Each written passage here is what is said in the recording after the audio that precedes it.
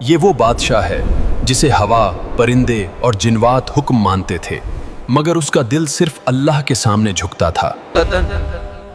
وہ کھڑے کھڑے اس دنیا سے رخصت ہو گئے اور کسی کو خبر تک نہ ہوئی۔ یہ کوئی جادو نہیں تھا، یہ اس رب کا فضل تھا جو اپنے بندے کو آزماتا ہے۔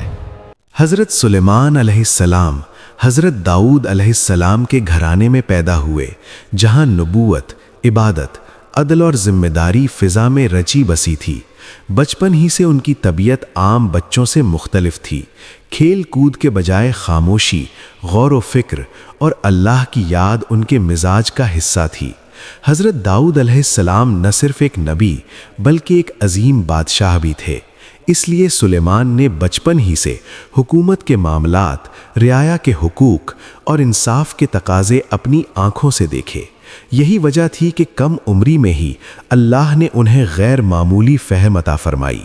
کھیتوں کے جھگڑے کا واقعہ اسی حکمت کی پہلی جھلک تھا، جب حضرت داؤد کے سامنے ایک پیچیدہ مقدمہ آیا اور سلیمان نے ایسا متوازن، عادلانہ اور رحم دلانہ حل پیش کیا کہ اللہ نے قرآن میں دونوں کے علم کا ذکر فرمایا، مگر سلیمان کی فہم کو خاص طور پر نمایاں کیا۔ یہ دراصل اس عظیم امانت کا ابتدائی اعلان تھا جو مستقبل میں ان کے سپرد ہونی تھی۔ وقت گزرتا گیا اور سلیمان علم، عبادت، تقوی اور اخلاق میں بڑھتے چلے گئے۔ حضرت داؤد ان کی تربیت میں سخت بھی تھے اور مہربان بھی، کیونکہ وہ جانتے تھے کہ جسے اللہ بڑی ذمہ داری دیتا ہے اسے پہلے آزمائشوں اور ضبط نفس سے گزارا جاتا ہے۔ پھر وہ لمحہ آیا جب حضرت داؤد اس دنیا سے رخصت ہوئے اور حضرت سلیمان پر نبوت اور بادشاہت دونوں کی بھاری ذمہ داری آن پڑی۔ یہ کوئی عام حکومت نہ تھی بلکہ ایسی سلطنت تھی جسے اللہ نے خود اپنی قدرت سے سنوارا۔ سلیمان نے تخت نشینی کے وقت سب سے پہلے اللہ کے حضور عاجزی سے دعا کی کہ اے میرے رب، مجھے ایسا دل عطا فرما جو غرور سے محفوظ رہے، ایسی زبان دے جو شکر سے خالی نہ ہو، اور ایسا انصاف عطا کر جو کسی پر ظلم نہ ہونے دے۔ اللہ نے ان کی دعا قبول فرمائی اور ایسی نعمتیں عطا کیں جن کی مثال نہ پہلے تھی نہ بعد میں ہوگی۔ ہوا ان کے حکم سے چلنے لگی جو مہینوں کا سفر لمحوں میں طے کرا دیتی۔ جنات ان کے تابع کر دیے گئے جو ان کے حکم سے عظیم الشان عبادت گاہیں، مضبوط قلعے، عالی شان محلات، کانسی اور لوہے کے بڑے بڑے حوض، نفیس نقش و نگار، سمندر کی تہ سے موتی اور خزانے نکالتے اور بھاری سے بھاری مشقت والے کام انجام دیتے۔ پرندے ان کے لشکر پر سایہ کیے رکھتے اور جانوروں کی بولیاں انہیں سمجھ آتی تھیں۔ مگر ان تمام طاقتوں کے باوجود حضرت سلیمان کا دل اللہ کے خوف، شکر اور عاجزی سے لبریز رہتا۔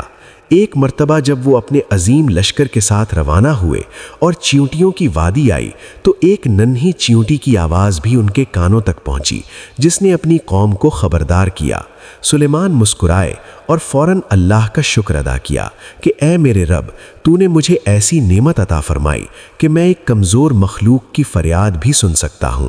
یہی وہ لمحہ تھا جس نے واضح کر دیا کہ اصل عظمت طاقت میں نہیں بلکہ احساس ذمہ داری میں ہے۔ ان کی سلطنت میں عدل اس حد تک قائم تھا کہ طاقتور کمزور پر ہاتھ اٹھانے سے ڈرتا تھا۔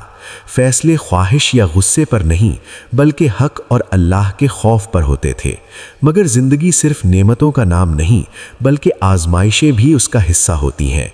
گھوڑوں کا واقعہ اسی انسانی لمحے کی یاد دہانی تھا جب دل ایک لمحے کے لیے مشغول ہوا مگر فوراً اللہ کی طرف رجوع کیا، توبہ کی اور یہ پیغام دے دیا کہ نبی خطا پر اصرار نہیں کرتا بلکہ فوراً اللہ کے سامنے جھک جاتا ہے۔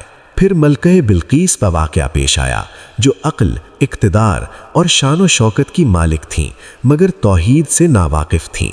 سلیمان نے انہیں خط کے ذریعے حکمت سے دعوت دی، دلیل دی، زبردستی نہیں کی۔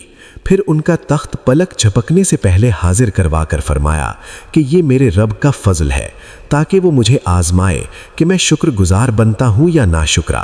یہ منظر دیکھ کر بلقیس نے سچائی کو پہچان لیا اور ایمان لے آئیں۔ یوں سلیمان کی حکومت تلوار سے نہیں بلکہ اخلاق، حکمت اور توحید کے پیغام سے پھیلی۔ ان کی زندگی کا آخری دور بھی اسی طرح عبادت، نگرانی اور اللہ کی اطاعت میں گزرا۔ وہ طویل قیام کے ساتھ عبادت کرتے اور ہاتھ میں لاٹھی کے سہارے کھڑے ہو کر اللہ کے حضور جھکے رہتے۔ ایک دن اسی حالت میں اللہ کا حکم آ گیا اور ان کی روح قبض کر لی گئی، مگر اللہ کی حکمت سے ان کا جسم اسی طرح کھڑا رہا، نہ کوئی گرا، نہ کسی کو معلوم ہوا کہ نبی وقت اس دنیا سے رخصت ہو چکے ہیں۔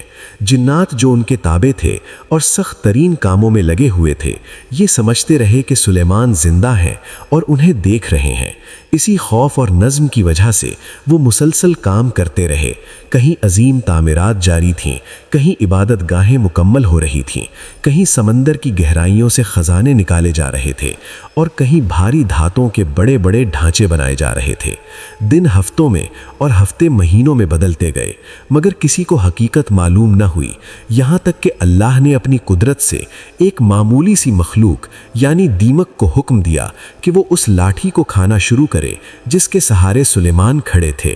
جب لاٹھی کمزور ہوئی تو جسم زمین پر گرا اور اسی لمحے حقیقت سب پر آشکار ہو گئی کہ سلیمان تو بہت پہلے وفات پا چکے تھے۔ تب جنات پر واضح ہو گیا کہ اگر انہیں غیب کا علم ہوتا تو وہ اتنے عرصے تک اس ذلت اور مشقت والے کام میں نہ لگے رہتے۔ یوں اللہ نے اس ایک واقعے کے ذریعے انسانوں اور جنات دونوں کے لیے یہ ابدی حقیقت واضح کر دی کہ غیب کا علم صرف اللہ کے پاس ہے، نہ کوئی نبی اپنی ذات سے غیب جانتا ہے اور نہ کوئی جن۔